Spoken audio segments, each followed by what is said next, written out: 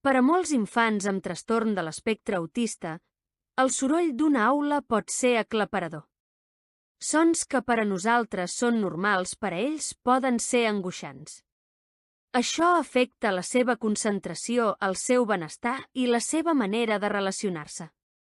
Com podem crear un entorn més tranquil i inclusiu? Amb eines digitals i creativitat, hem desenvolupat solucions per reduir l'impacte del soroll a l'aula i ajudar a la regulació emocional.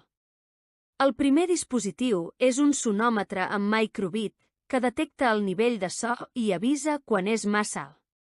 Quan el soroll és excessiu, apareix un pictograma indicant que cal posar-se auriculars de cancel·lació de so. També hem creat un semàfor sonor amb microbit i neopíxels que canvia de color segons el volum de l'aula, verd quan és adequat, taronja quan comença a ser elevat i vermell quan cal reduir-lo.